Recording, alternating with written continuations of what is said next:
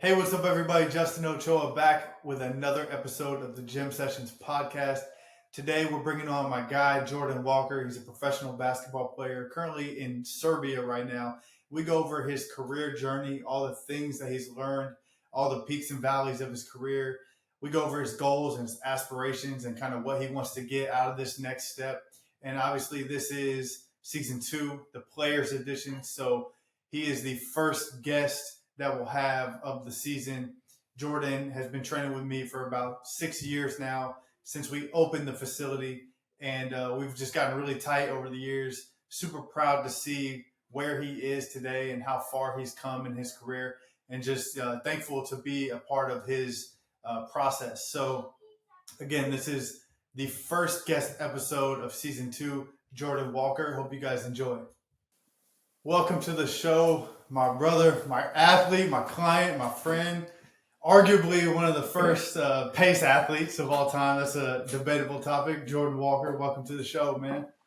I appreciate it, bro. Good to see you. Good to see you. Good to see you too. I feel like this is the longest I've gone without seeing you in a minute. It's like you're one of the first guys to leave this off season. So talk a little bit about where you're at, what you're doing out there, and kind of how it's been going so far. It's been going good, bro. I'm in Belgrade, Serbia right now. I signed with FNP, so they had me out here August 1st. So I've been out here for a little while, but it's nice, bro. I mean, like it's super hot right now, but Yeah. it's nice. Like it's like a new Belgrade and an old Belgrade. So like the new area is really nice, like a waterfront, and malls and stuff. So a lot of people, but it's really nice, bro. And I like it out here, honestly. That's what's up. Yeah. So Belgrade, I remember you telling me that's where Jokic is from. So Yeah.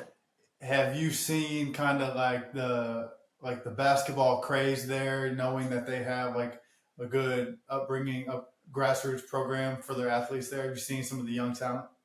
Yeah, bro. Like you can be driving down the road and see like it be like billboards of Jokic and like other basketball players. That's But crazy. like the program I'm in, they said they have the best youth program in all of Serbia. So like it's a lot of guys like EuroLeague players that came up out of this program now I'm in, and they just kept going up and up. So yeah, I can see That's it, what's bro. up. Like basketball really a religion out here, and we've seen like little kids work out before our practice. Yeah. They be going hard, like hard, bro. They be going hard.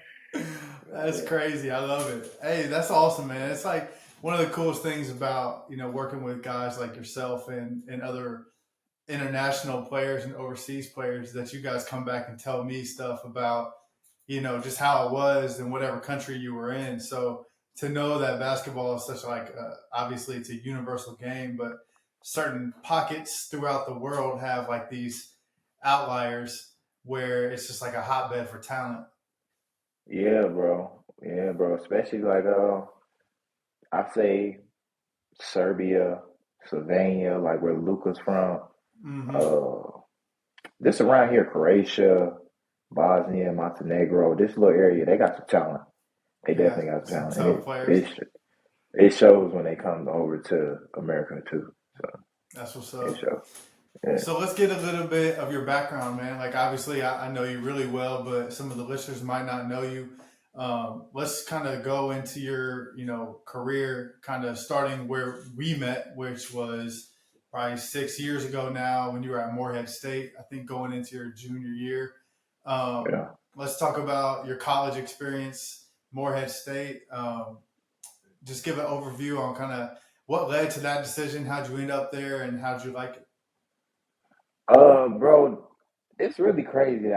When I committed to Morehead State, I was getting recruited by several different schools, and Sean Woods was the head coach, like the guy that remember when Duke hit a buzzer beater before, on Kentucky like a long time Yeah, ago. yeah, Like he yeah, was the yeah. person who made the bucket for Kentucky. Then what's the Ah, dude came down and hit the buzzer beater on him. that was Christian Leitner.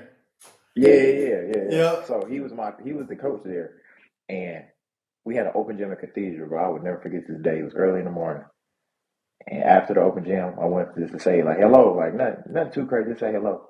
He said, "You gonna come play for me?" He looked me dead in my eyes and said, "You gonna come play for me?" And at first I was like, "Man, I ain't know what you're talking about." But then I ended up committing, bro. Like I don't know what it was. I committed. I went on a visit, my official, and then I just felt comfortable, bro. And then I was there for 4 years, so it was good.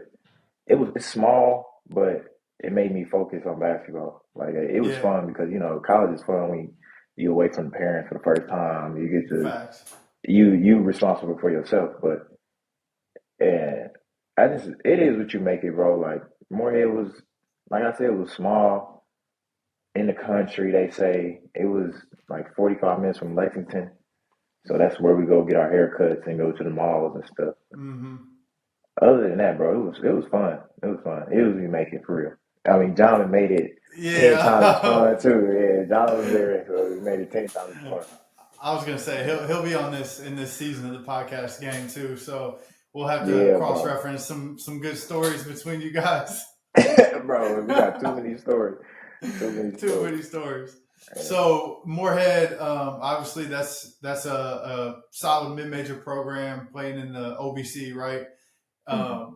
During your time there was several pros within your conference. Like obviously John Morant was at Murray State.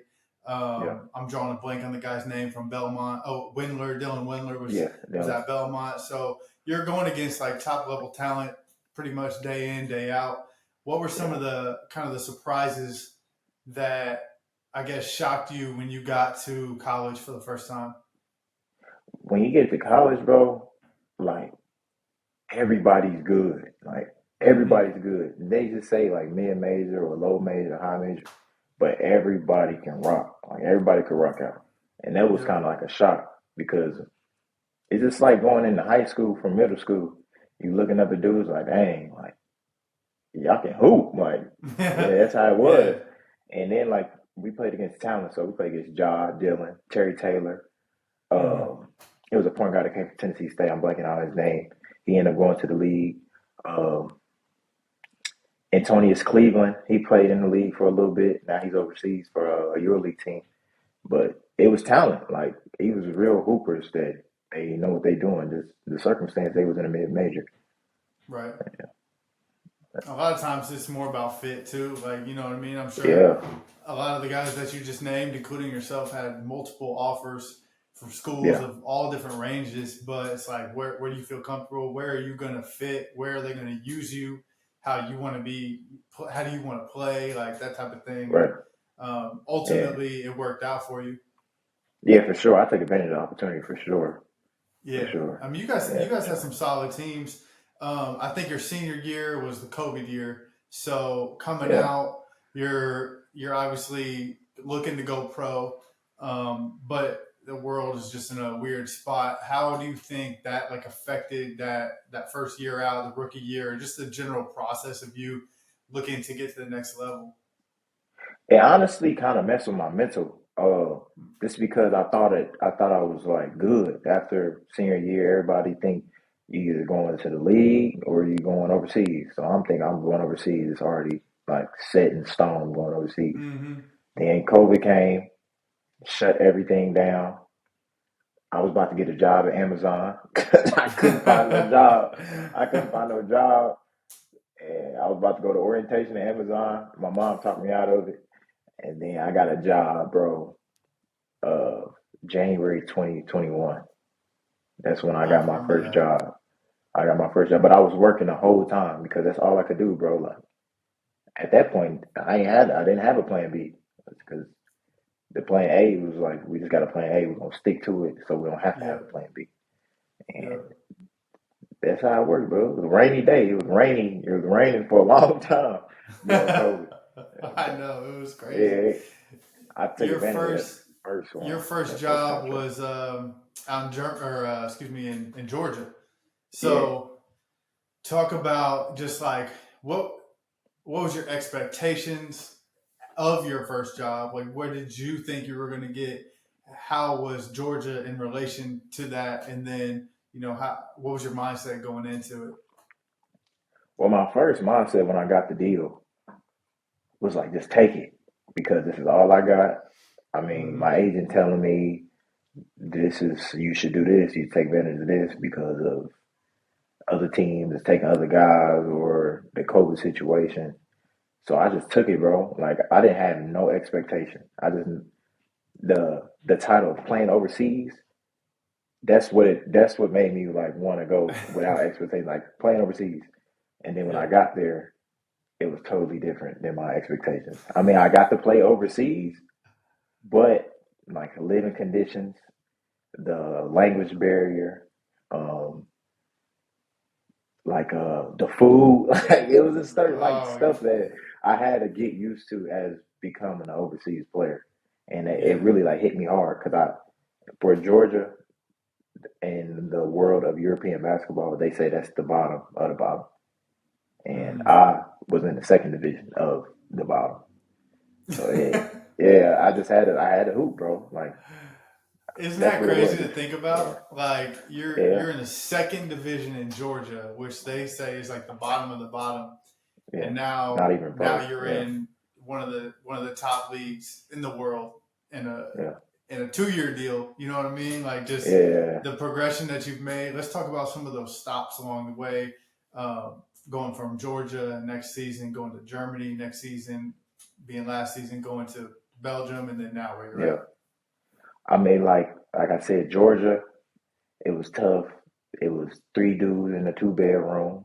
Uh, Oh we were shit. yeah, bro. It was a bed in the living room. Like we was in there, like for real, bro. We was in there. We had to do it. Like I had that season was only 2 months, so I had 12 games.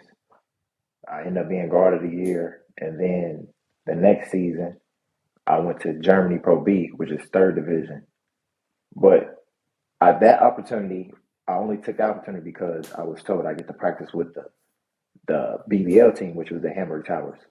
Hmm. So I did get to practice with them, and I got the opportunity of being a double license.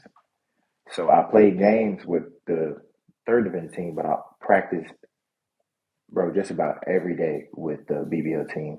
I got to travel with them, got to learn from the coaches, and they didn't treat me like a third division player. They treat me like I was on the team.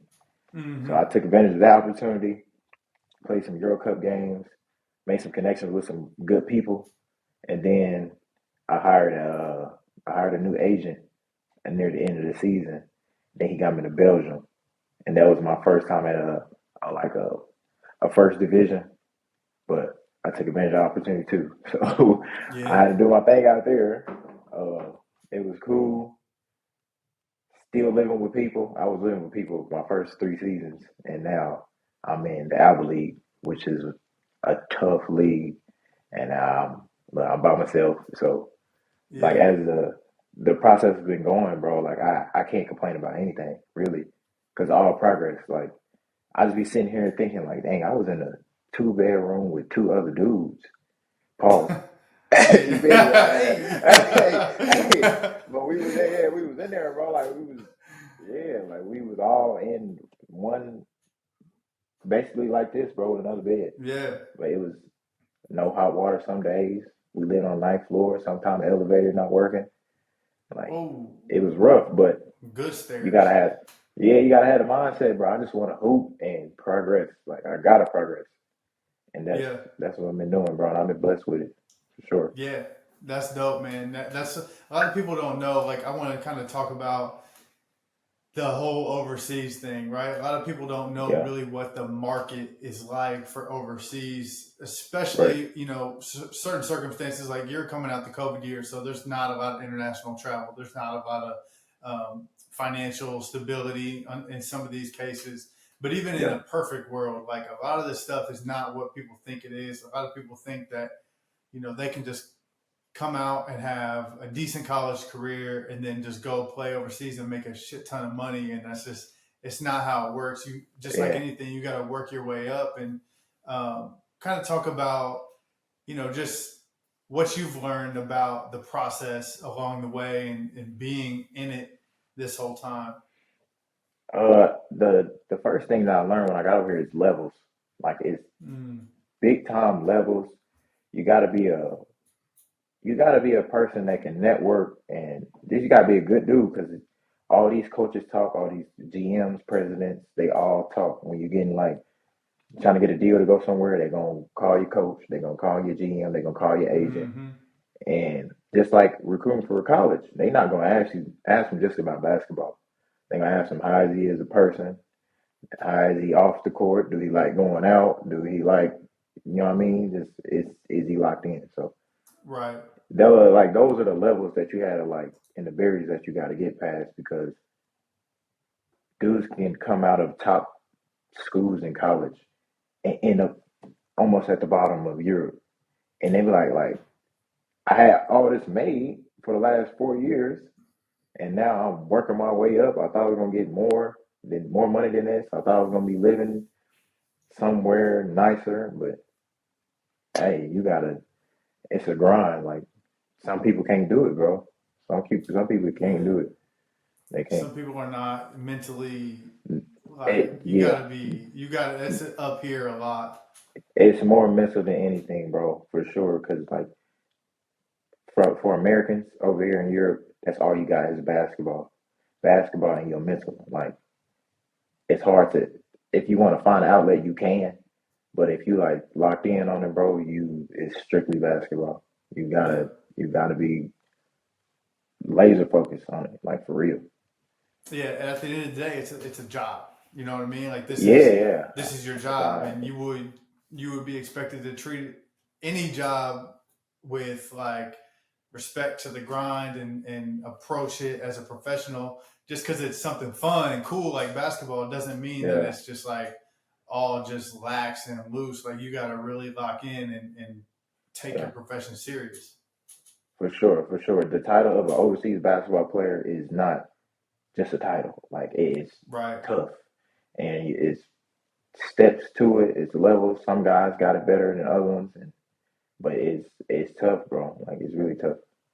Well, the other thing is that it's cutthroat. Like if you think about Yeah, it, every year there's what 60 NBA draft picks, and then a handful of maybe G League draft picks. But a lot of those guys are coming from the training camps of the NBA teams, and then you've got your people that are already playing the previous year, and then you've got hundreds, if not thousands, of seniors graduating from college that are all thinking, hmm okay, what's my next step? What's my next step? So let's say NBA is off the table or American basketball in general is off the table.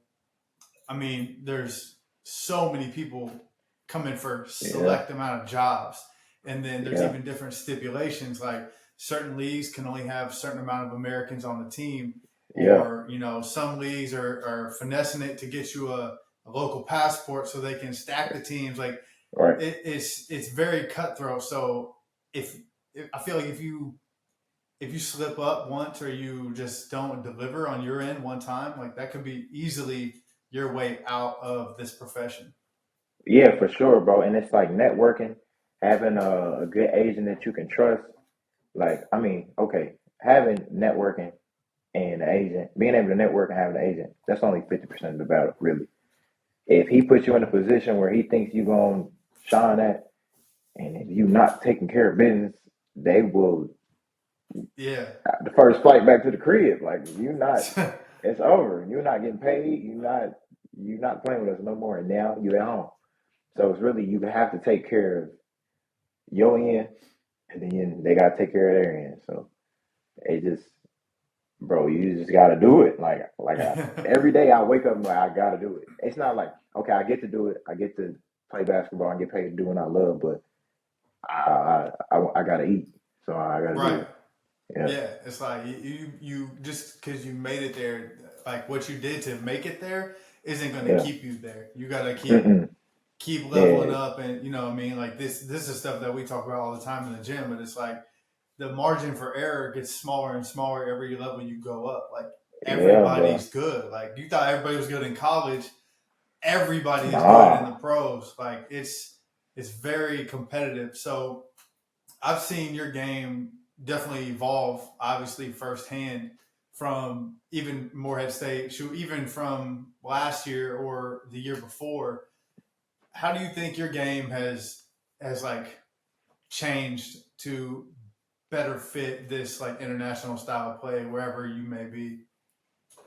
I say it's a better fit now because I don't have to do much to be effective. Like Mm-hmm. I can pick my spots. I can get there in two dribbles max. I'm gonna play defense. Like I'm more tactical because that's what these international coaches are. They're very, very tactical. So Mm-hmm. just learning from a lot of these different coaches and getting it into my game. And then when I come home, like for the summertime, it's like, okay, I'm a step ahead because I don't have to move. I know the ball's coming right here, or I Yeah. just move over here and the ball's coming to me. So I just say, yeah, I got more efficient. That's what I say. I got way more efficient. And like over here, you're not drilled out. Like we don't do a lot of drills to get you out of a certain zone. Like it's all about being efficient. Mm. Yeah. That's what it is. So So I got to get more efficient. in your league, like, and maybe you don't necessarily know yet, but you can speak on like other leagues. But I think a lot of people will be surprised on just like the scoring or the tightness of the games over there versus like we're used to NBA. If you don't crack 100, Hmm. like that's weird to see. A lot of times, some of these games in like the Euro League might be in the 60s, 70s. Yeah, for Obviously, sure. there's a time clock difference too, a little bit. But what what kind of roles have you played? I know you've been like the guy in Georgia where it's like, I need you to do everything. You got to score every basket. You got to D up. You got to get all the assists, and we want you to rebound. And then every Mhm. level you go up, they kind of change your role. But what do you think your role is going to be defined as, like on the offensive end in this new league that you're coming up in? I still say score because I think that's just my that's what I can do. That's me. Like I score, Mm-hmm. but now it's like I said, being efficient. Don't do too much. If you get a ball screen, make the right read, get to your spot, one or Mm-hmm. two dribbles, and then D up. Like I play defense, so I got that last year in Belgium. Make me pick up 94 feet, and now it's been installed in my head. So now it's we have to like I have to do it because it gets me going. So I think here, just being a scorer, but also locking up, and I can Yeah. do it. So that's what I'm gonna do too, for sure. Are you going to be like primary ball handling point guard, or are you playing off the ball, a little bit of both? I'll be a combo. We got a Okay. true point guard. We got a true point guard here. He went to Tennessee, named Lamonte Turner. Yeah, Okay. he nice. Like he He's nice. nice. He's a true point guard. Like if you ever say true point guard, he's a true point guard. Yeah, that's So always fun to being play with yeah, too, especially as a scorer. You're like, I know this guy's going to yeah, set me up yeah, and and look like we for can feed go off for each me. other. Yeah. Yeah, for sure, we can feed off each other because he's vocal. He's he's just a leader, bro. Like a floor general. That's what he is. So you mentioned like you play for a lot of coaches now through the ranks, college and pro. What are some of the things that you've learned from like this international style of play that you maybe didn't have or maybe didn't even know about or needed to refine as you're coming into each of these different situations? What are some of the things that you're pulling away from these coaches and the Europeans that you're playing with? Uh, I say be quicker with your decisions when you got the Mm-hmm. ball. Because like I had a coach in Germany when I was on a double license. He said he had point 0.5 seconds to make a decision, either shoot, pass, or dribble. So everything is so fast here. Like the dudes can kill you without dribbling. And these Mm-hmm. point guards, like in America, we have a lot of scoring point guards. But now in Europe, it's a lot of pass first to get the team in the right spots, point guards. So that's why I had to get comfortable with like having a true point guard and being fast with my decisions. And that's what I got from these European coaches because you can hold the ball for almost forever. Like, hey, you can just Yeah. you can dribble the timeout, the shot clock out when you come to America. But you come here, you dribble it out, bro. You're gonna come out. Yeah, you're gonna Yeah. come out for sure. Would you say like that's one of the biggest adjustments that you've had to make to your like how you approach the game is just like making sure that you're conscious of this style of play or whatever country you're in? Yeah, I could say like each country's been a little bit different. That's like a tad bit different. Like Germany was, I say Germany was more. It was fast paced, get a bucket. In Belgium, it was a little bit more tactical. And now here is like be efficient because Mm. we got one, two, three, four, five. Like we have a few. We have a legit two people for each spot, and they're all the same role. So that's what it is now. I was about to say, I mean, the level that you're at now and the league that you're at now, I would say probably a good majority of the Americans that you're playing against um, have had some type of NBA experience Yeah. at some point in their career. What, how much do you think about like getting to the NBA, or are you just like I'm just going to dominate everywhere I'm at and then let the cards play out however they do, or is like the NBA still a top goal of yours? I mean, it'll forever be a dream, but like now I'm being more present. So like I'm Mm-hmm. gonna be matching up against some of these dudes that's probably making more money in Europe than they would be in the NBA. So Mm-hmm. it's like sometimes it's kind of different when I see it because like who just recently signed here? Shabazz Napier signed in this league, Mm. and I've been looking up to him like since I was little. When he was at UConn, that's who the side steps and step backs, the Yeah, pull he ups. was That's tough. who. Yeah, and he still got it. And so like I could say I kind of got a little bit of my game from him growing up, but now I Mm. get to match up with him. So it's like, okay, you made it, so why can't I? Like, Right. and probably in his eyes, he never know. He probably think he didn't make it. So True. it's just a mindset thing, really, bro. But I'm just really trying to stay present and just Yeah. be grateful for all these steps I'm taking because I'm taking some big steps, big Facts. yeah, Yeah. yeah, Big like big stepper. steps. And Facts. but the crazy thing is like you said, a lot of these guys might be making more money in Europe or overseas than they would in the NBA, which is true because if you think about it, like a lot of the NBA is about role, it's about fit, Hmm. it's about budget. So you could be the top player Yeah, in the Euro League or the one of those top leagues and just be the man, have the team run through you, have a lot of responsibilities. Or you could go be kind of a practice player, two-way guy, yeah, role player in the NBA, maybe take a league minimum type situation with obviously the potential of saying, I believe in myself. I'm gonna go take this, and then I'm gonna turn it into something like a Max yeah, Strus or like a Gabe Vincent or guys like yeah. that. But it's like every one of those stories there's also 10 guys that didn't work out for. You know what I mean? You're right. So You're right. You're right. it's just so crazy because it's like a little bit of luck too. Like Yeah. some of this is just right place, right time, right agent, know the right person. Like Hmm. it's out of your control Yeah. to a certain extent. Yeah. Like I seen two legit different EuroLeague, well, European American players that the NBA offered them the minimum, and that was like, I'm not going to the league and make the minimum. I go over wherever I'm at and make a million. Like Yeah. I'm not gonna do that because it's you want to be like at the end of the day, they get to a point where you got a family, you got a wife, you got people to feed, so you want security. Mm-hmm. And I mean, chasing a dream is cool, but if you're secure with where you at, we all different, bro. So I say, if you want to be secure, go ahead and get your money, and then just chill, Yeah. save it. Like Yeah. sit in the house, save it, like I do, for real. Yeah.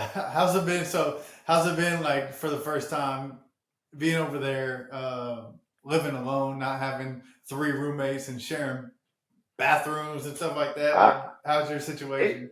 it's cool, bro, because I get the you know what I mean. It's me, so I'm be Yeah, you're clean. chill. I don't got nobody in my ear. I can eat whenever I want to. You know what I mean. I don't got to wait for my cooking. I don't got to wait for the stall. I got to wait for the bathroom. But at the same Yeah. time, I be bored. I be so bored. I be in here bored out of my mind, bro. Like some days I just catch myself just looking at the wall, like, especially my off days, like, I'd be bored. If I wasn't on this podcast right now, bro, I'd probably be sitting on the couch, bro, just Scrolling. daydreaming. Daydreaming, bro. Like, for real. It'd be bad sometimes. I'll be on the phone with my girlfriend, like, I don't know what to do right now. Like, I done cleaned up, cooked. I don't have nothing to do. But Hey, you might as well just go ahead and write some raps, man. Drop an album while you're over there. see, bro, my rap career gonna come. It's gonna come. The right time is gonna come. J1 gonna drop a mixtape on y'all. It's gonna be nice. It's gonna be well planned. But lately, I just been in my journal. I've been reading, so I'm trying to get my vocabulary right so I can hit y'all where, you know what I mean. So we can all be on the same page. I don't know what I'm gonna rap like either. I'm probably rap like. Shoot. No, I can't rap I can like see some of you. these dudes. I can see I you don't live rapping the same like lifestyle. I can see you rapping like a Larry June type. Yeah, I could Yeah. say that. I could say that because I can't rap like none of these other dudes. I don't live that type of lifestyle. So. But Larry No, Jones, people will be like, Jaywalk's lying. He's lying on these yeah. I'm not gonna do that. I probably like Larry June, Primo Rice, Yeah, I like that. Giovanni, something like that. Positive Something like vibes. Yeah, positive that. vibes. Yeah, and For so sure. sprinkle a little J Cole in there. Yeah, of course. I love that. For I sure. love that. A lot of people don't know, man. Like I mean, I would say like a lot of athletes in general, especially hoopers, like they just love rap. Like it's just like the culture is like intertwined. And it's really some rappers that can hoop and some hoopers that can rap. Like even if it's just for fun, like it's fun to do. Yeah, because like I remember 2 Chainz dropped that one album called what do you say? Hoopers want to be rappers or rappers want to be hoopers, something like that. And that little something in that area. But it's true, bro. Like our cultures everybody wanted to hoop growing up, but everybody wanted to rap. Like we seen the glamour of the rappers, and then the rappers see the glamour of playing in the NBA or hooping. Like it how it is, and sometimes it can be negative, sometimes it can be positive, bro. So for real. Bro, I was listening to Master P on some podcast. I mean, I remember like kind of like loosely growing up, being like 10, 11. He was in like the D League at the time, playing with like the Hornets D League team or something. Yeah. But then he was telling some crazy stories, bro, about like DeMar DeRozan was telling a crazy story about Master P. He was saying Master P used to throw these parties because he would play AAU with Lil Romeo. Romeo's son. Romeo. Romeo. And he said he would have these like parties and stuff, and then they'd be free, obviously, because they got the money. But then DeMar DeRozan was saying he'd be at the door charging like $10 a head and pocketing all the money. Yeah, I do the same thing.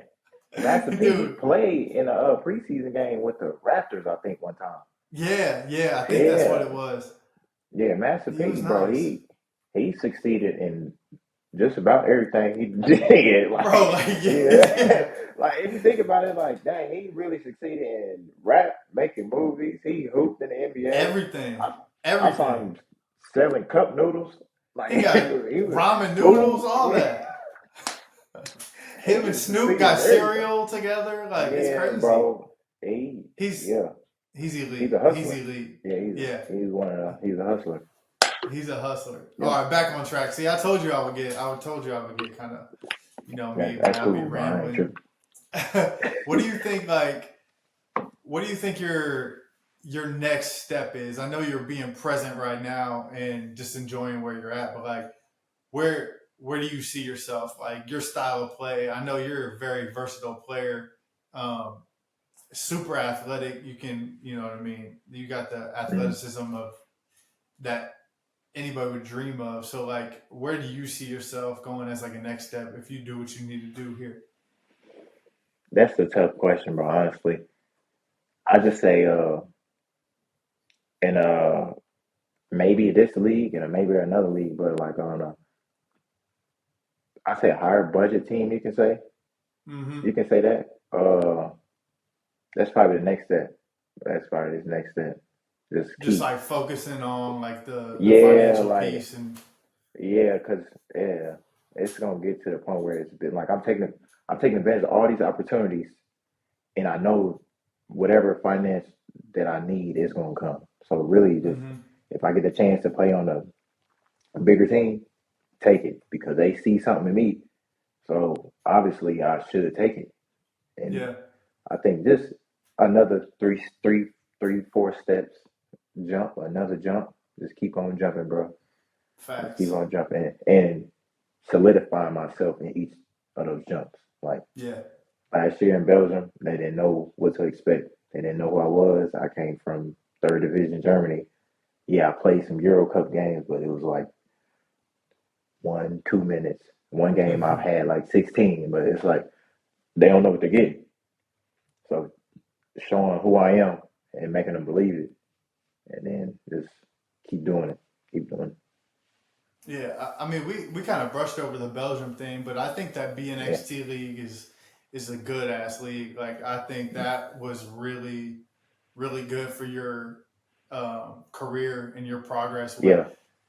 remind me what your numbers were in that league? You were averaging close to 20, right? It was like 17.8, 17.8, like 17.8, 4 and 4, or yeah, something close to that. Like 52% from the field, 37 from three, and don't even want to talk about the free throws. Hey, it's okay. That's a work in progress right there, but Yeah. we gonna get there. What is it? Yeah, What is it about free throws? Like some bro. people are just like I don't know. It's like unlucky almost. I don't know what it is, bro. Like when I miss a free throw, like I'll do some shit, like look at my hands, and like, like Like what's wrong with I'll, these? bro, I could be in practice, bro, and not miss one free throw, bro, for 2 hours straight. Get in the game and clank, clank. Just I don't know, bro. I think it's more. I gotta focus. I really just gotta keep everything how I do in practice, and I get Yeah. in the game. I just be feeling so good sometimes. Mm-hmm. Boy, you feel me? It just come off wrong. So I think it's more of like it's really mental, bro. Just staying locked in because Yeah. yeah, for real. Free throws are like the easiest hard shot. You know what I mean? It's like in Yeah, theory, it should be yeah, easy, but they're so hard. Like if you really think about it, it's like the perfect. It's like the perfect distance to where hmm you don't have to jump, but you probably would jump if you were shooting a pull up from that distance. And right, then right. it's like That's fine. Shit. the lining up, like you got stuff behind the backboard for it seems like miles and miles Yeah, behind the backboard. It's just a weird thing, man. I don't understand it. Like I, it's one of those parts of the game that's odd. I can't even like compare it to anything. Like you can't even compare it to shooting a putt in the golf course because that's Right. harder than shooting a free throw. So shit, I might just start hedging at the free throw line and shooting it like that. Yeah. So soon as the ref gives it to me, I'm gonna do a move and shoot that bitch. But I don't know. And maybe But it go in.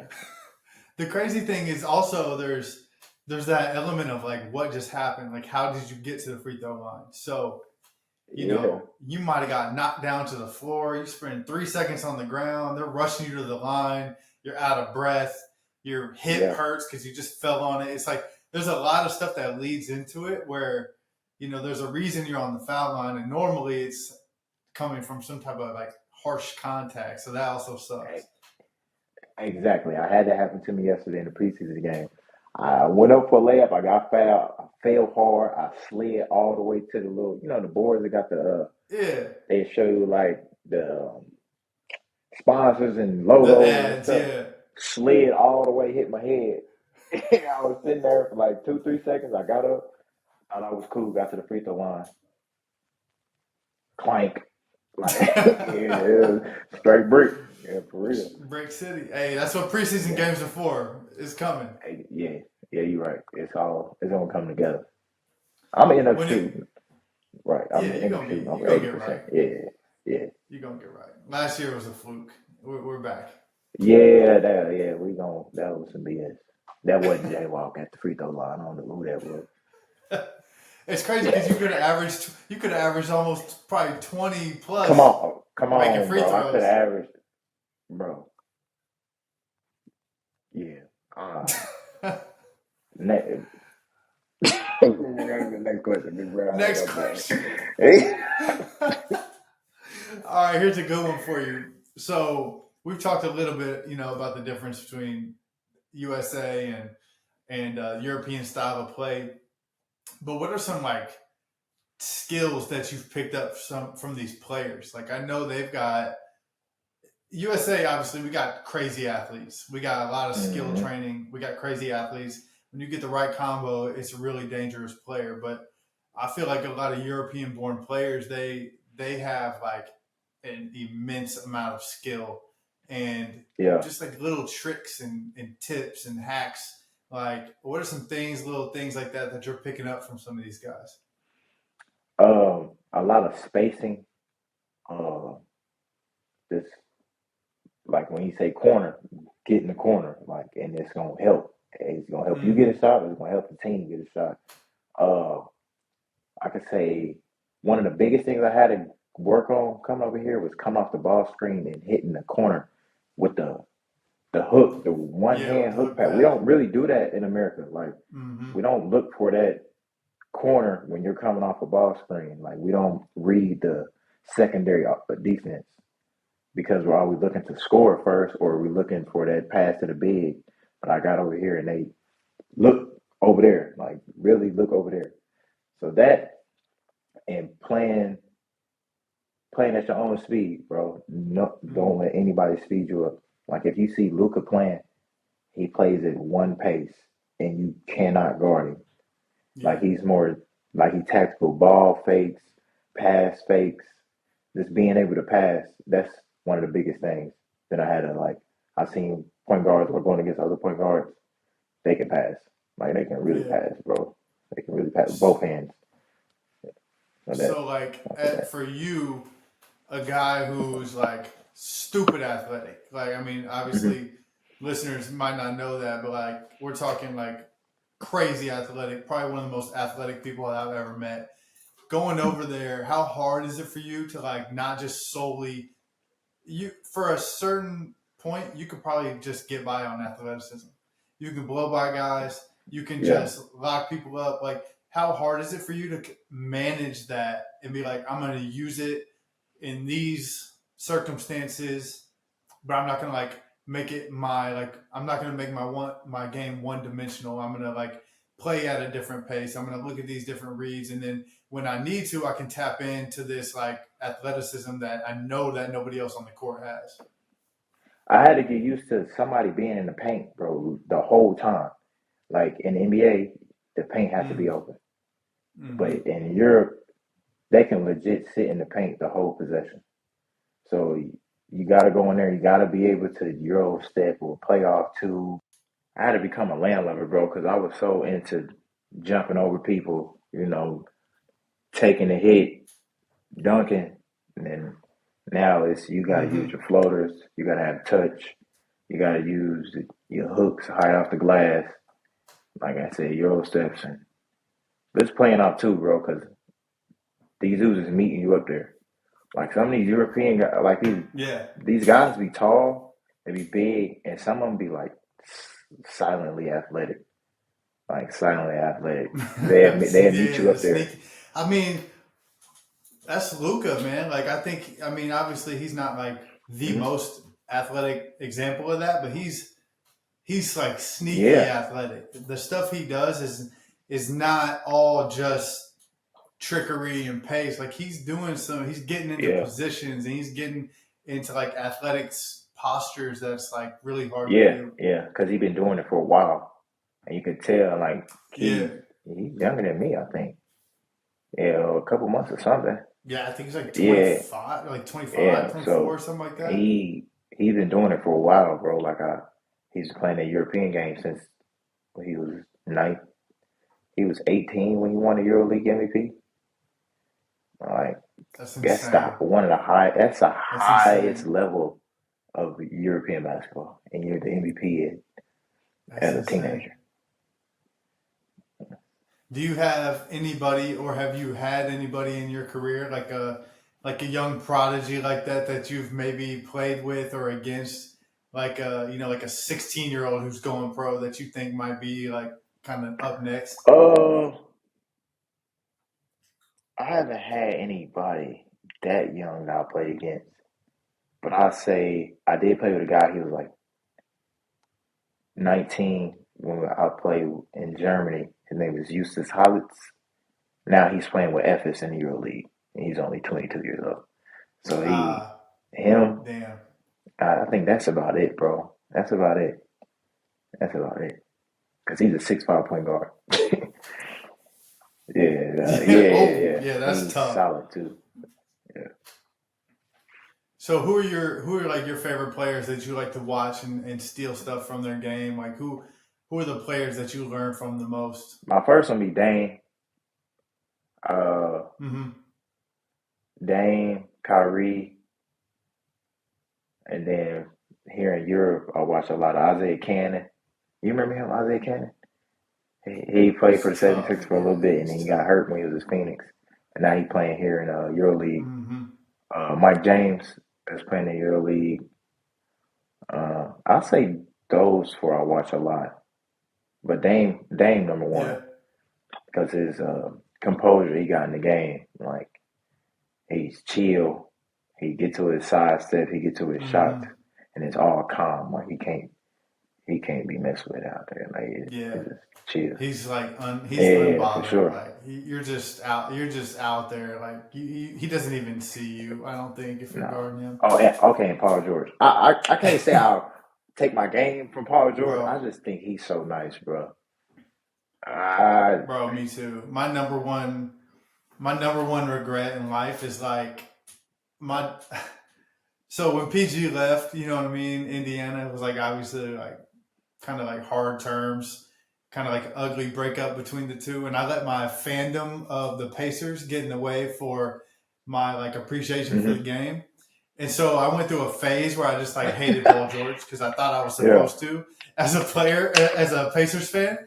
And then I'm like, bro, he is so tough. Like the stuff he can do at six yeah. nine or whatever. I mean, he might even be taller than that, but like, bro, he He's is nice. probably one of the most skilled players in the Yeah, NBA. for sure. He got a handle, pull up. He athletic, and he can play defense. He gonna lock up too. Yeah, Crazy. he's nice, bro. I just yeah. People, I'm embarrassed that I let myself I'm hate not him. gonna say Paul George is underrated, but in a sense, he's underrated. Like I feel like Yeah, people don't talk yeah, about his game enough because you can really like if you young, you can watch Paul George, you can do what he doing. You can really do what he doing. you can definitely do what Yeah, he's like doing. Yeah, like one some hundred stuff percent. is kind of just like say Steph. I think only one person can be Steph. Like it's Steph Curry is one in a Yeah, billion. But if you look at other guys, yeah, you can really you can put implement them into your game. yeah. That's one Yeah, hundred percent. Like, and obviously you can take stuff from Steph too, but you yeah, can't do yeah. it like Steph. Like you can't have the expectation. I look at guys like, I mean, realistically, like most people can't do it at the level of any of these guys, but you can pull from Yeah, their bag, yeah, so to speak, and apply some of that stuff. Like PG is doing very simple yeah. moves, like just done really well at the right time. And he's got maybe three or four moves. He's got drags, hmm under drags, and then he's got shots out of them, and then hezzies out of them, and then Yeah, crossovers out of them, and then he turns drives into post ups really well. And it's like that's really simple yeah, stuff. Like anybody can work on that, and it can work at every yeah. He level. got a crazy like a hezzy to a punch cross. Like he a hezzy and he'll punch Yes. between his legs Yeah. and he's already by you. Like he did it on Yeah, on he's that Heat when he did the punch and he took one dribble and he took off. and then Yeah, he got that. yeah, Like, yeah, yeah, he did Birdman. Birdman dusty. He's tough. He did Birdman dusty. Yeah, I mean, I know PG's not going to listen to this, but I just want to have it on public record that I was wrong about everything I said about him. I was just being a Pacers fan, a hater. He's probably one of my favorite players. Like Yeah, to be yeah. honest. We shout out to PG Shout for the out time PG, you had man. with the Maybe we'll get him for on the one time you day. had with the Pacers. You gave us some hope. You gave us some hope, but they didn't want to pay you, Yeah, big bro. man. I was in there with my big ass my Yeah, yellow tee, waving the flag, or all yeah, they that. didn't want Yeah, to pay you, big bro. I miss If him. I had the money, I'd give it to you. If you talk to him, let him know. Swear. Now he's got. Let him know I said Hey, all right. Last thing before I let you go, man. We're gonna put you on the hot that. seat. So just some rapid fire questions. You can go in depth if you want, or you can just do one word answers. Most of these are just kind of random stuff that I was thinking All right, about. bro. Don't throw me off, bro. All right, so this first one is kind of easy. What's your go-to pregame song or artist? Damn. Can I say genre, bro? Yeah, we can I'd go say genre for sure. genre like chill rap, chill rap. I listen to too Okay, many people. I okay. listen to too many people, way too many people. Do you have any like superstitions or basketball-oriented like rituals that you do? Uh, every pregame, I have to do my form shooting. I have to hit three in a row from the corner, well, like close to the basket, like on the left side, three in a row, middle Mm-hmm. left side. I mean, middle three in a row, right side three in a row. And if I don't do it, I'm gonna stay there Yep, the whole pre warm up. I'm just gonna be there the whole time. Even in practice, I'm I gonna like stay it. right there the whole time. Yeah, I gotta do Got to do it. I got to do it. All the greats have it. them. Living in so many different countries, um, have you run into any kind of food that's popular in America or excuse me, that's not popular in America that you've really enjoyed in some of these other countries? Yeah. Here in Serbia, they got the stuff called. Oh, I got a few of them. I got in Georgia. It was stuff called. I can't pronounce the word right, bro. Hachapuri. It's like this bread with cheese and like an egg, and they like you mix it together and Oh, yeah, that sounds bust great. it. And then here in Serbia, That sounds they great. got this thing called chalabi. It's like a little. It's like a little a beef, but they like little links, pause, and they come in like this bread, and it's fire, bro. Like I don't even eat red meat much, but they say we getting that, or we going to a place that got that. I'm getting that. Yeah, It's yeah, going yeah, down. yeah, yeah. Yeah, Easy. I like that. All right, so we talked about rap and basketball going hand in hand. Let's say you're the point Hmm. guard. You got to pick up four rappers to be on your team. Who you picking For up rappers that can hoop, that can hoop? Yep. my first pick, J Cole. Uh, I'm a Gilly the Kid. He be hooping. Gilly be Oh, hooping. that's a slept on pick. Uh, That's a slept on. who else can hoop that I've seen? Uh, I say Two Chains. I just seen him in high school. Two Chains in high Yeah, school. he was He cold. He played in Two college. Chains and what's another one, bro? That be hooping. Hmm, that's a good question, bro. Damn, you. That's a good question. Cause I need a five man.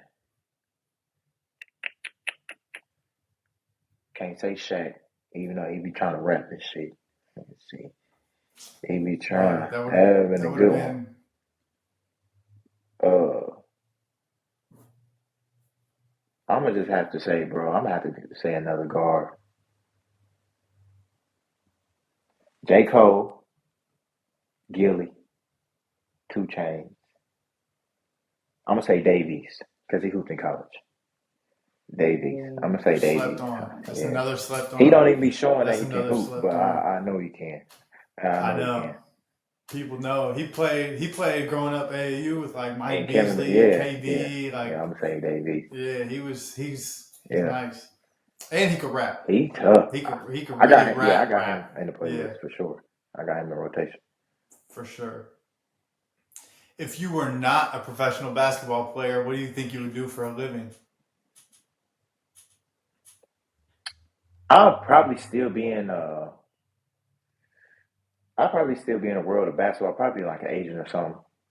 Yeah, I'll probably be an agent because Yeah.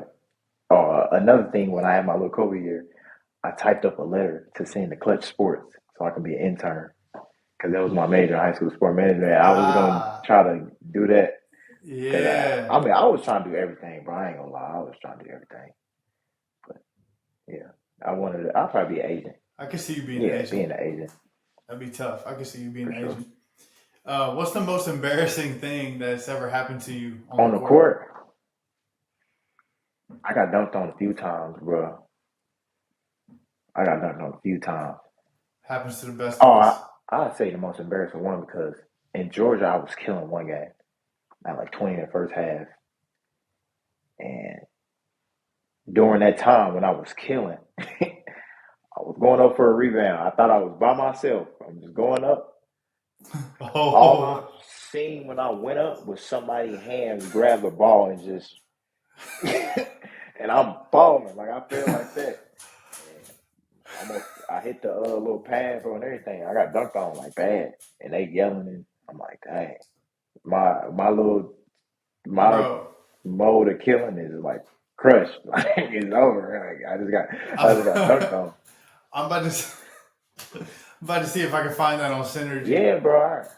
I think I sent it to you, bro. When it happened, I think I sent it to you. Hold on. I might have vaguely remember this. I got dunked on bad. Because I do remember this. I do remember this. Yeah, I got dunked on. You had to get ahead of it. You got to just send it out and just get it out there. Yeah, You know bro. what I mean? That's just good PR. I got dunked on. I've been dunked on a few times. Like, all right. Start one, bench one, cut one. 5 guys. Steak and shake. Shake Shack. Start 5 guys. Yeah. Bench steak and shake. Cut Shake Shack. I don't go to Shake Shack for the burger. I agree. I go for the chicken sandwich. I agree. The chicken sandwich, I never had it, but I could imagine it's pretty good. Yeah, 5 guys. Shake Shack's not bad. It's just not. No, 5 guys is crazy. Yeah, no. Like that's a very Midwestern question too. Like that's like the top 3 in the Midwest. Yeah. We had a 5 guys in Belgium, and I for sure. Ooh, I know you was going crazy. I miss it. I miss it. Last question right here. Top 5 hoop shoes of all time. Oh, okay. Kobe 5. 1.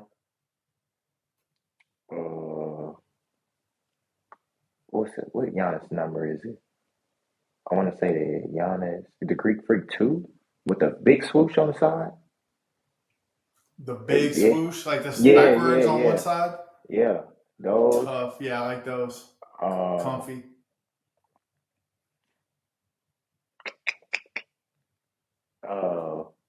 What was they called? Hyperfuse. The Hyperfuse. I remember Ray John Rondo had a couple different PEs when he was with the Celtics. That pair. I remember those. I can't say any Jordans because they messed your feet up. Probably the Crazy 8s. The Crazy 8s are surprisingly comfortable. They're just kind of heavy. Oh, they're kind of heavy, but they really early. They're really Kobe's. comfortable. They're really comfortable. And those GTs, the Nike GTs, the first one, the first cut, the first one, first one, top 5, the first one. That's a solid 5. I played in Crazy 8s. Yeah, bro. Back in the day. I did too. Those are They nice. they just heavy. Those are nice. That's the only thing. They're kind of heavy. Yeah. Yeah. They're heavy now, but like when I was wearing them, like what, 10, 15 years ago, that was like the norm. Like the Barclays, I had some Barclays too that same concept. That's like, I liked them, but they were heavy as hell. Like, I'm like, at the end of the day, these are made for Charles Barkley, and he's huge. And I'm not. Like, and I say honorable mention, the Kobe 6. The Kobe 6. I can damn near take out the Kobe 5 for the 6. I'll say 6 instead of 5. Yeah. Those are interchangeable. That's what's up, man. Nothing too crazy on the fire round, man. I just wanted to get some quick Q&A. Before I let you get out of here, if you want to drop like your social media or anything you got coming up that you want people to know about, go ahead and plug that for sure. I can just say my social medias at jwalk._ on Instagram. I think my name on Twitter is humble_walk. I think so. But I don't yeah, man. Elon Musk, he crazy. But dude crazy, bro. I don't know what's wrong with him. But I really don't got nothing coming up planned.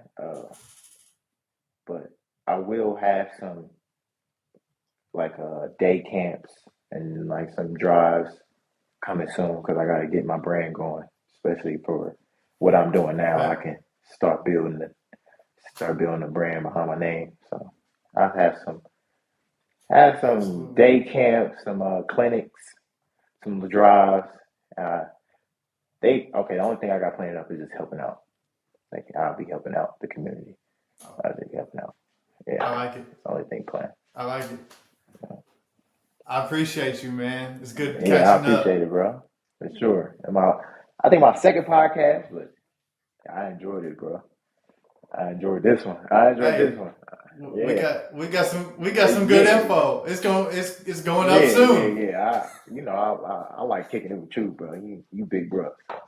Yeah. My guy, man. I appreciate you. I appreciate you too, bro. And that was another episode of the Gym Sessions podcast with my guy Jordan Walker. Great episode. Hope you guys enjoyed that. Make sure you follow him on social media and stay tuned to all the things that he has coming up. He has a super bright future, so I know that he's going to continue to make these jumps and leaps in his career, and I just can't wait to watch and can't wait to cheer him on and continue to be a resource for him. If you guys are new here, please go back to last season, season 1. We had a great amount of podcasts from trainers to coaches, doctors, athletes, you name it. We had a ton of resources in season 1. Season 2 is all about the athletes, so stay tuned for next week's episode. We have another special guest on, and I once again appreciate you guys so much for tuning in.